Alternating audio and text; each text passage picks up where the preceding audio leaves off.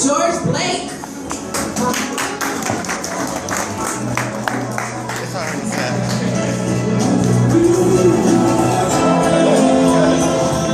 How are you doing, everybody?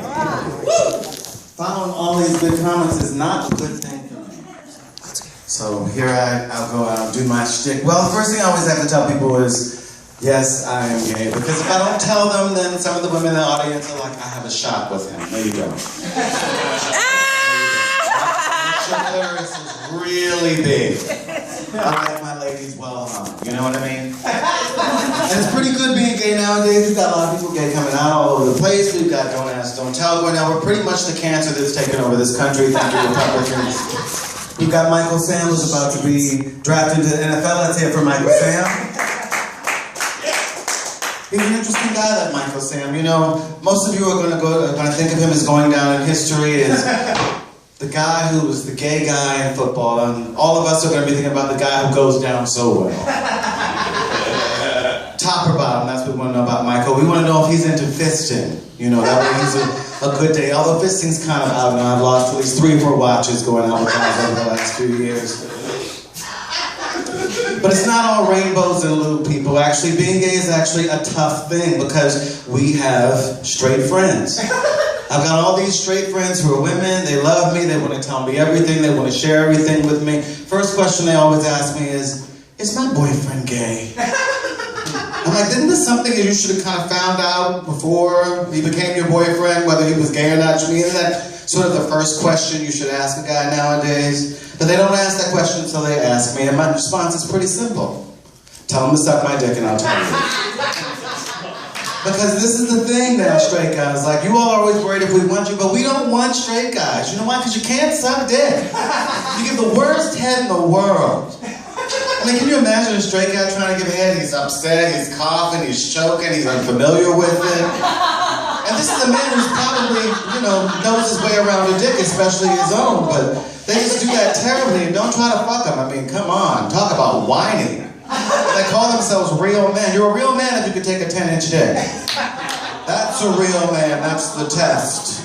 That's what I think we should be grading people on.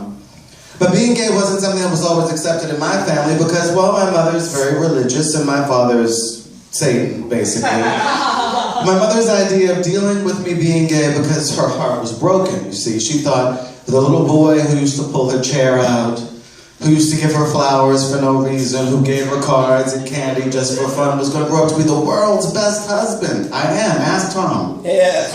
I'm a pretty good husband. I'm pretty good at it. But she was really upset, so what she decided to do was one day at church, she pulls the pastor aside and she tells the pastor that I should have an exorcism. An actual exorcism. Now, I don't know if you've ever had one of these, but it's a party a minute, I gotta tell you. An exorcism is something that just keeps on giving.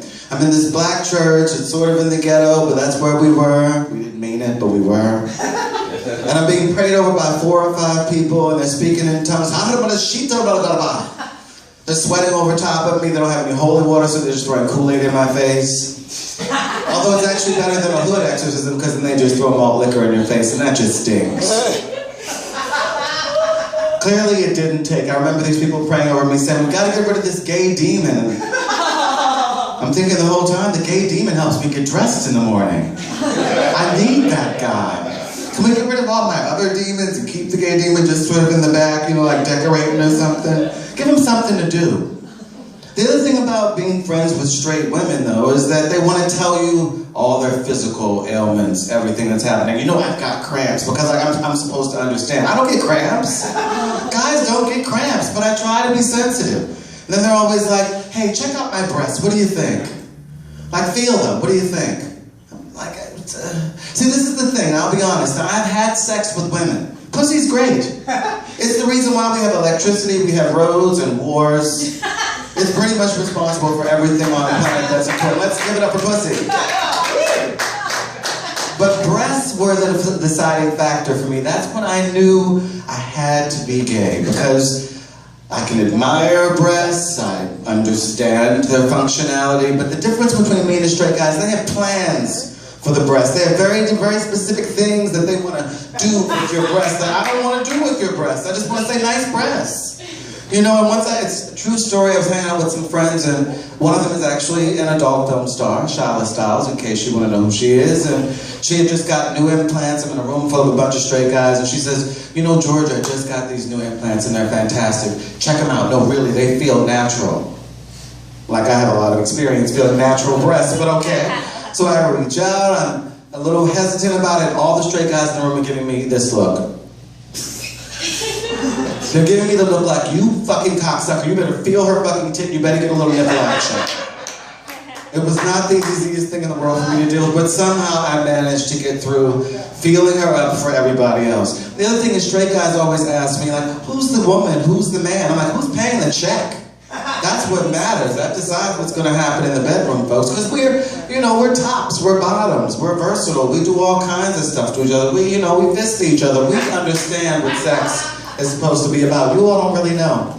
You all are just fooling around. Although people always think that gay people do it like chickens or something. Like we like back up into each other. Like everybody's a bottom. It's not quite like chickens, people. It's actually choking the chicken. It's a little bit different. And that's all I've got for you guys. Thanks.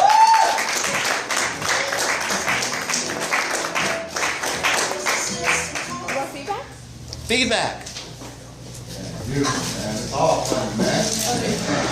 I have two little ones. I have two little ones. So, like last time you told some of the same jokes, but the structure was a little bit different. Did you hate yourself for that? Yeah. Okay. So I think that once you